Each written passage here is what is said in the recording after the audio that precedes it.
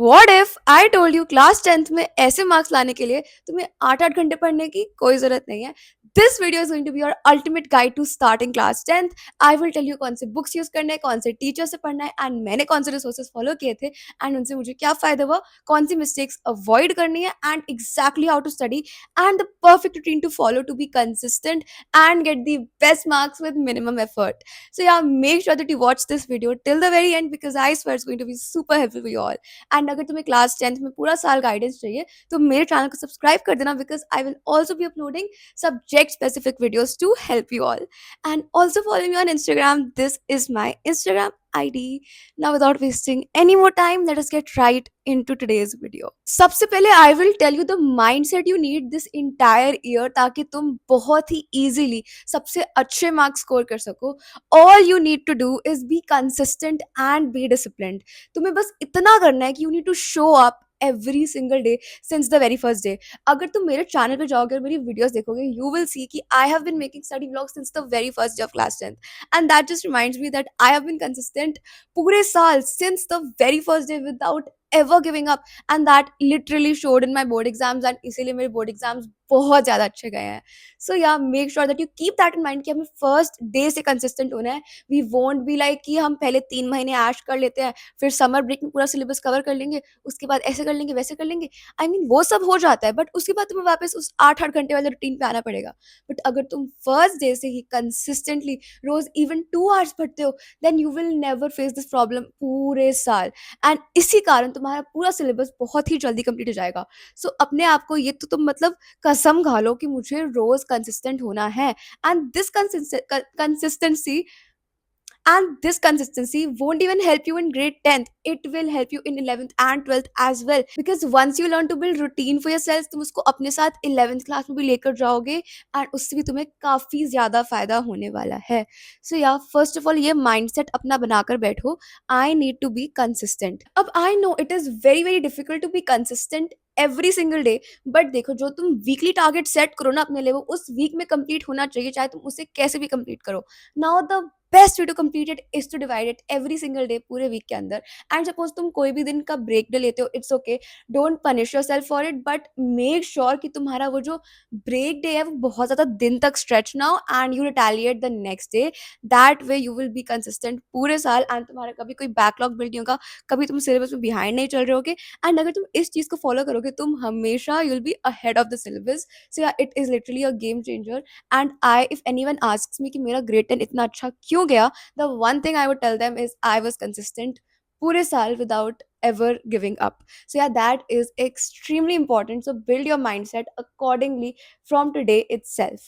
So now let me tell you कि तुम्हें कौन से टीचर से पढ़ना है. Now see, no one can tell you कि तुम्हें exactly किन टीचर से पढ़ना चाहिए. वो तुम पे डिपेंड करता है कि कौन से टीचर से तुम्हें सबसे ज़्यादा बेस्ट समझ आता है. बट उसका मतलब ये नहीं है you will just rely on some unexperienced unqualified teacher. So देखो, अगर तुम्हारे स्कूल के टीचर्स उतना अच्छा नहीं पढ़ाते then that is fine. YouTube literally has abundant resources for class 10th, वो भी बिल्कुल फ्री रिसोर्सेज जिसके लिए तुम्हें कुछ पैसे भी नहीं देने पड़ेंगे. So first of all let me tell you कि मैंने कौन से टीचर से पढ़ा. अब ये वीडियो बिल्कुल भी स्पॉन्सर्ड नहीं है अगर तुम्हें लगता है कि मैं अपना कोई स्पॉन्सर्ड या बायस्ड ओपिनियन दे रही हूँ. सो पूरा साल मैंने साइंस करी है अलग सर से लाइक यूट्यूब से एंड उनके लेक्चर्स जनरली काफ़ी हेल्पफुल थे मेरे लिए एंड उन्होंने काफ़ी सारे न्यूमोनिक्स भी बताए थे जिनसे काफ़ी ईजी हो गया सब कुछ याद करना.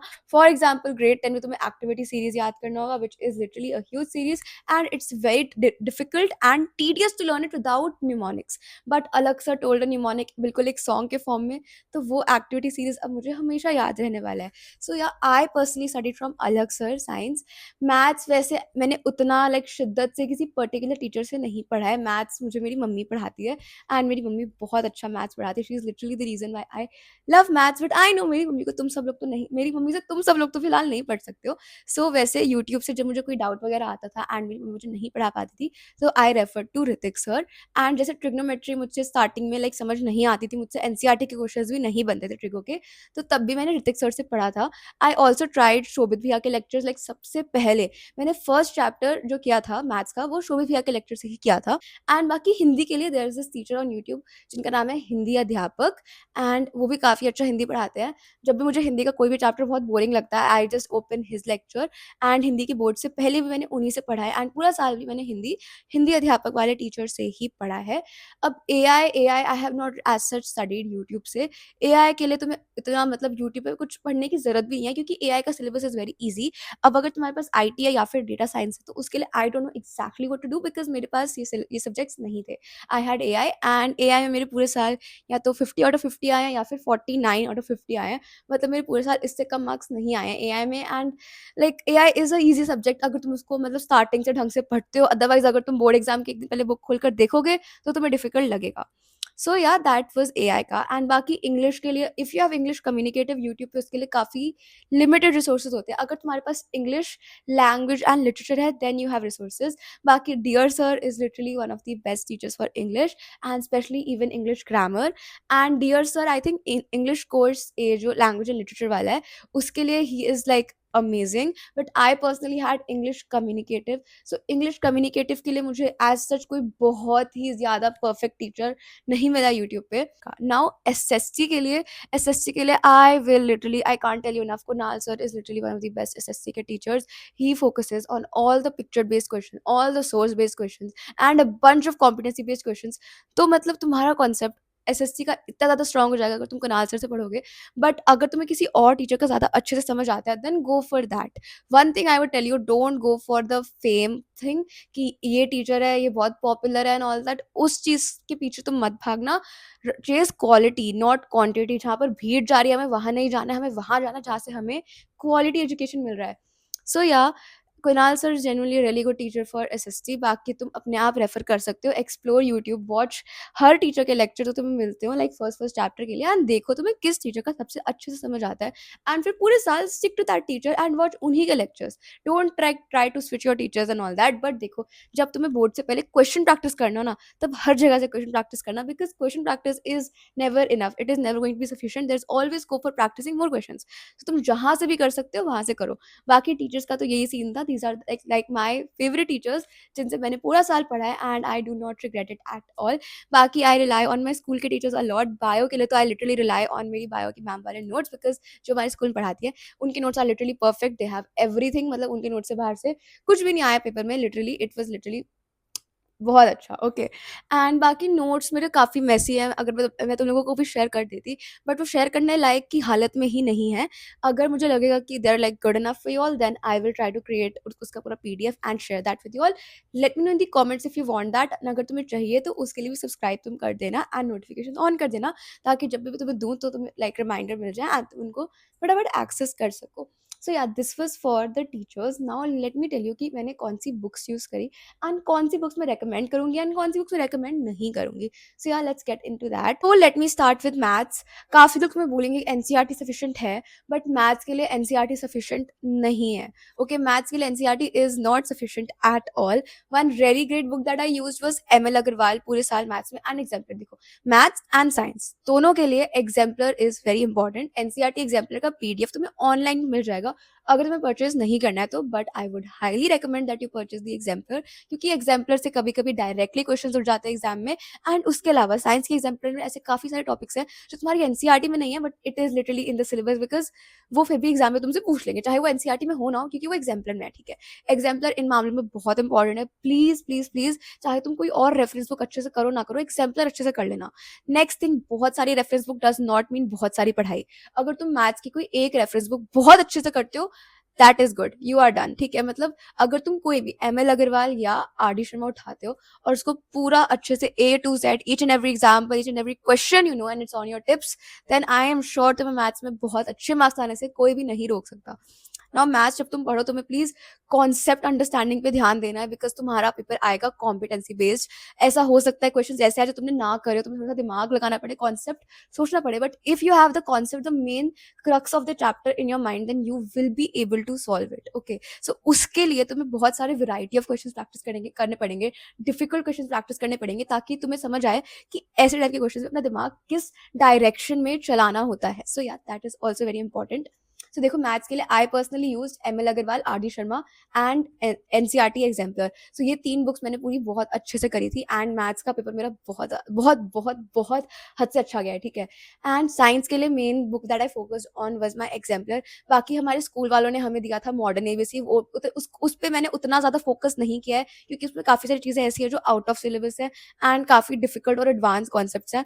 सो या उस पे मैंने उतना फोकस नहीं किया। बाकी साइंस के लिए मेक श्योर तुम अपनी एनसीईआरटी बहुत अच्छे से करो, तुम्हें हर एक लाइन पता होनी चाहिए एनसीईआरटी की। अब ये कुछ चीज़ें जो लाइक बच्चे गलतियाँ करते हैं ये तुम्हें नहीं करनी है कि तुम्हें पहले से पता चल जाएगा, ठीक है। अब मैं तुम्हें गलतियाँ पूरे वीडियो के थ्रू आउट बताती रहूंगी, ऐसा नहीं है कि तुम्हें अभी सारी बता रही हूँ। देखो साइंस की एनसीईआरटी में what you will do is you will just focus on the text, जो भी सब लिखा हुआ है। तुम सोचोगे कि हाँ टेक्स्ट ही तो पढ़ना होता है और क्या पढ़ना होता है हमें। देखो सारे पिक्चर्स, चाहे कोई भी पिक्चर हो, चाहे रेलिवेंट हो ना हो, बट बुक में बना है तो तुम्हें पता होना चाहिए क्या है। सारी एक्टिविटीज, एक्टिविटी में अगर कोई इंग्रेडिएंट यूज किया है, अगर किसी एक्टिविटी में CaCl2 यूज किया तो तुम्हें पता होना चाहिए CaCl2 क्यों यूज किया, इसका क्या मतलब है, वो कौन सा एजेंट है, क्या काम है उसका रिएक्शन में। इफ कोई कैटलिस्ट इज यूज, तुम्हें पता होना चाहिए कैटलिस्ट का क्या यूज है इन द रिएक्शन। ये सारी चीजें तुम्हें एग्जाम में पूछ लिए जाएंगे एंड अगर तुम सब करके नहीं जाओगे then you will not know, because it's not directly written in the text, it's not even written in the activity, you have to search it अलग से। जो तुम्हारी एक्टिविटीज होती है ना उसमें लिखा होता है कि ये सब करा, व्हाट डिड यू ऑब्जर्व, वो व्हाट डिड यू ऑब्जर्व वाला पार्ट तुम खुद सर्च करो गूगल पे एंड उस सब चीज़ों को लर्न करना तुम्हें पड़ेगा। उसके अलावा तुम्हें कभी कभी एग्जाम में एक्टिविटी बनाने को भी आ जाएगी कि ये पर्टिकुलर कॉन्सेप्ट बताने के लिए इस चीज़ का एक्टिविटी बताओ, तो वो सारी activities you should know. Other than that physics जो एनसीईआरटी में लिखी हुई है, पता नहीं क्या लिखा हुआ है, मुझे भी कभी समझ नहीं आया एनसीईआरटी का फिजिक्स वाला पोर्शन, बट प्लीज उसे स्किप मत करना। उसमें काफी सारे स्टेटमेंट्स ऐसे होते हैं जहाँ से असर्शन रीजन बन सकता है, जहाँ पे रीजन या लाइक दिस इज सो और बिकॉज ऐसे करके लिखा होगा, वहां से असर्शन रीजन तुम्हारा बन सकता है। देखो जब भी तुम एनसीईआरटी को रीड करो, this goes for both science and for social science and for Hindi and English, ठीक है। जब भी तुम रीड करो तो अब देखो तुमको एग्जामिनर के पीओवी से रीड करना है। ऐसे रीड करो कि एग्जामिनर रीड कर रहा होगा तो वो इस पर्टिकुलर टॉपिक से क्या क्वेश्चन बना सकता है। अगर तुम कोई एक पूरा सब टॉपिक रीड करते हो, ठीक है, उस टॉपिक को पूरा रीड करने के बाद उससे एटलीस्ट 5 क्वेश्चन फ्रेम करने की ट्राई करो and just write them on a sticky note and stick it on your notebook and then when you are revising just like try to answer those questions in your head, and if you're able to answer them properly that means तुम्हारा वो particular topic बहुत अच्छे से हो चुका है। Please memorise करने की कोशिश कम करना एंड अपना कॉन्सेप्ट करने की कोशिश ज्यादा करना। अपना कॉन्सेप्ट लेकर चलोगे तो तुम एंड तक हर एक क्वेश्चन ढंग से कर पाओगे। बट अगर तुम मेमोराइज करते चलोगे कि ऐसे कि ये क्वेश्चन आएगा तो इसको इस तरीके से करना है, ये क्वेश्चन आएगा तो इसको इस तरीके से करना है, तुम्हें ये जानना है इस तरीके से हमने क्यों किया। अगर ऐसे टाइप्स का और क्वेश्चन आएगा तो अपना दिमाग हमें किस डायरेक्शन में लगाना है, तुम्हें इस तरीके से लर्न करना है। Always try to know the why behind everything and that way you will be able to tackle all the competency based questions, क्योंकि तुम्हारे इस साल भी काफी सारे कॉम्पिटेंसी बेस्ड क्वेश्चंस आने वाले हैं। एंड जैसे इस साल के बच्चों ने मैथ्स के पेपर में उनको लिटरली सरप्राइज मिल गया इतने सारे कॉम्पिटेंसी क्वेश्चंस देखकर कि सबका पेपर बहुत ही ज्यादा बेकार गया था। To make sure this does not happen with you, starting से ही कॉम्पिटेंसी क्वेश्चंस करने की आदत हमें डालनी है। We don't need to do easy questions, we need to do difficult questions so that we're able to tackle those questions in exam and we're able to get the marks that we want, ठीक है। तो तुम्हें मैंने maths के लिए बता दिया कौन सी बुक्स यूज करनी है, मैंने तुम्हें साइंस के लिए बता दिया कौन सी बुक यूज करनी है। अब देखो एसएससी के लिए प्लीज सिर्फ और सिर्फ अपनी एनसीईआरटी तुम अच्छे से कर लोगे ना, you will be able to score the best marks. Other than that practice एक कोई क्वेश्चन बैंक एसएससी का, बस तुम्हें और कुछ नहीं चाहिए एसएससी के लिए। एक अपनी एनसीईआरटी चाहिए और कोई एक अच्छा क्वेश्चन बैंक चाहिए। अब देखो मैंने तो कोई ऐसा स्पेसिफिक डेडिकेटेड पूरा क्वेश्चन बैंक एसएससी के लिए नहीं लगाया। आई फोकस्ड ऑन मेरे टीचर्स के बताए हुए क्वेश्चंस, आई फोकस्ड ऑन मेरे स्कूल के papers and I focused on PYQs. SSC के लिए PYQs is very important because SSC में पीवाईक्यूज बहुत ही ज्यादा रिपीट होते हैं। सो इसके लिए तुम्हें कोई बुक परचेज करने की भी जरूरत नहीं है। अगर तुम गूगल पर जाओगे और तुम सर्च करोगे सोशल साइंस का चैप्टर और उसके लिखोगे पीवाईक्यूज तो तुम्हें काफी सारी वेबसाइट्स मिल जाएंगी। I personally recommend self study की वेबसाइट। सेल्फ स्टडी की वेबसाइट पे प्रॉपर सारे पीवाईक्यूज है विद देयर प्रॉपर सॉल्यूशंस, तो तुम वहां पर जाकर पीवाईक्यूज प्रैक्टिस कर सकते हो एसएससी के लिए। तो हाँ एसएससी के लिए तुम्हें कोई बुक खरीदने की जरूरत नहीं है। NCERT, PYQs and if you want a question bank you can go with that. अब पीवाईक्यूज सारे सब्जेक्ट के लिए इंपॉर्टेंट है, even for science and for maths. इन दोनों के लिए तो काफी ज्यादा इंपॉर्टेंट है, मतलब साइंस मैथ्स एसएससी के लिए बहुत ज्यादा इंपॉर्टेंट है।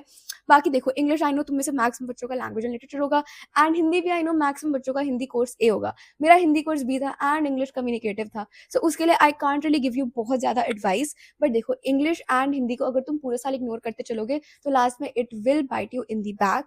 सो मेक श्योर तुम उसको भी कंसिस्टेंटली साथ में पढ़ते चलो। जो तुम्हारे स्कूल में हो रहा है एटलीस्ट उसको अच्छे से समझो। कभी भी हिंदी और इंग्लिश में बैकलॉग क्रिएट मत होने दो। क्लास से पहले always read the topic before you go so that तुम्हें ऑलरेडी आता हो and then you are literally revising the thing and not learning it वापस से बिल्कुल न्यूली। सो इससे तुम्हें थोड़ा-सा फ़ायदा होगा and you will always stay ahead of your peers and competition से थोड़ा पहले ही आगे निकल जाना just gives you an edge and उससे तुम्हें सारी चीज़ें बेटर समझ आती है। ऑल्सो देखो यूट्यूब के टीचर्स पे हमें 100% रिलाय कभी भी नहीं करना है। मैंने जब अपने गैप डे स्ट्रैटेजी वाले वीडियोज़ भी बनाए थे, उसमें भी मैंने यही बताया था, जो मैराथन्स हो रही है उन्हें देखो बट उन पे 100% रिलाय मत करो कि मैं कुछ सेल्फ स्टडी बिल्कुल छोड़ दूँगा और इसी टीचर से पढ़ूँगा, यही मेरा सब कुछ है, इन्हें सब कुछ आता है, बहुत एक्सपीरियंस्ड है, मुझे सारे क्वेश्चन पहले ही बता देंगे और मैं एग्ज़ाम में करके आ जाऊँगा। तुम्हारा पेपर आएगा कॉम्पिटेंसी बेस्ड। जब तक तुम्हारा कॉन्सेप्ट खुद से क्लियर नहीं है, जब तक तुम खुद से अपने हाथ से क्वेश्चन प्रैक्टिस नहीं करोगे, तुम्हें नहीं आएगा समझ। Even if you watching marathons, even if you watching YouTube के लेक्चर्स, जब तुम्हें टीचर्स पढ़ा रहे होते हैं ना, तुम्हें लग रहा होता है तुम्हें समझ आ गया है, because they are like solving it with you feel like you have understood. But जब तक तुम खुद से क्वेश्चन प्रैक्टिस नहीं करोगे, जब तक तुम एसएसटी के क्वेश्चन के खुद से पॉइंटर्स लिखकर नहीं देखोगे, तुम्हें एग्जाम में लिखना नहीं आएगा and then you will not score the best marks. You might spend hours watching marathons but जब तक तुम खुद से बैठ कर क्वेश्चन प्रैक्टिस नहीं करोगे, सेल्फ स्टडी नहीं करोगे, तुम्हें कभी भी कुछ भी समझ नहीं आ सकता है। I have always stressed on this, self study is the most important thing. मेरी क्लास में जो मैक्सिमम बच्चे जो ट्यूशन जाते हैं उनके बहुत ज्यादा मार्क्स नहीं आते हैं, बट जो बच्चे ट्यूशन नहीं जाते they are the toppers of my class. What does this say? It means self study is extremely important. Please please please self study पे कभी कॉम्प्रोमाइज नहीं करना। एंड अगर तुम चाहते हो कि मैं इस पे भी एक डेडिकेटेड वीडियो बनाऊं कि हाउ आई सेल्फ स्टडीड पूरे साल, मैंने सेल्फ स्टडी करने की आदत कैसे डाली and how to self study in the right way, ताकि तुम अपना मैक्सिमम टाइम अच्छे से यूटिलाइज करो एंड 6-8 घंटे बर्बाद ना करो डे ड्रीमिंग करते हुए। सो yeah this is also something मुझे जो तुम लोगों को बताना था। उसके अलावा प्लीज रैशनलाइज रिसोर्सेज प्रेफर करना। मेरे पास लिटरली क्लास 10th की इतनी सारी रेफरेंस बुक्स है and I would not recommend that for anyone. Please कुछ कुछ बहुत कम बुक्स लो और उन्हें बहुत अच्छे से पढ़ो, ताकि तुम्हारा एक्चुअली में कुछ कंप्लीट, लिटरली तो रियलिटी बताती हूँ मेरी। बोर्ड से पहले मतलब मैथ्स के इतनी सारी रेफरेंस बुक्स है मेरे पास एंड इतनी सारी रेफरेंस बुक्स इनकम्प्लीट थी बिकॉज ऑब्वियसली कोई भी बंदा इतनी सारी रेफरेंस बुक्स नहीं कर सकता है and I was feeling so demotivated and weird because I was just thinking कि मैंने ये भी नहीं किया, ये भी नहीं किया, ये भी नहीं किया। प्लीज, जो तुम्हें 20,000 लोग बोलते हैं कि ये भी ले लो, ये भी ले लो, ये भी ले लो, वो मत करना। ठीक है, मैथ्स के लिए मेन क्या है तुम्हारे पास? एग्जाम्पलर और उसके अलावा एक कोई अच्छी reference book. I did ML and RD, तुम चाहो तो वो बुक्स ले सकते हो, बट बाकी टोटली तुम्हारे ऊपर है। Also you can ask your teachers for this. मेरे स्कूल में तो एमएल अग्रवाल है, सो इसलिए एमएल अग्रवाल ली मैंने। ML Aggarwal is a very good book. उसमें easy, moderate and difficult level के क्वेश्चंस हैं एंड लाइक पीवाईक्यूज भी तुम्हें मिलेंगे। तुम्हें अलग से चैप्टर के एंड में चैप्टर टेस्ट मिलेगा, तुम्हें प्रॉपर एमसीक्यू प्रैक्टिस मिलेगा उसी बुक में। So yeah, it is a very good book and I would recommend that to everyone. So yeah, तुम ये भी ले सकते हो अगर तुम चाहो। बाकी साइंस के लिए मैंने तुम्हें बता दिया है, बट या प्लीज बहुत सारी बुक्स मत लेना। तुम्हें बहुत सारे लोग बोलेंगे 20,000 डिफरेंट बुक्स लेने को, बट तुम मत लेना, ठीक है? पैसे भी बर्बाद होंगे तुम्हारा और तुम्हारा टाइम भी बर्बाद होगा। So yeah, keep that in mind as well. So yeah, please make the smart choices and I really hope this video helped you out. If it did, वापस a reminder, do subscribe my channel. I am super close to 100k and I'm very excited for that. And when I hit 100k, I'll be doing a Q&A. So मेरे community पे जाओ and वहाँ पे मैंने post किया है about that Q&A. वहाँ पर comment down your questions so that I can answer them in that video. So yeah, that was it for this one, guys. Love you all always. Bye bye.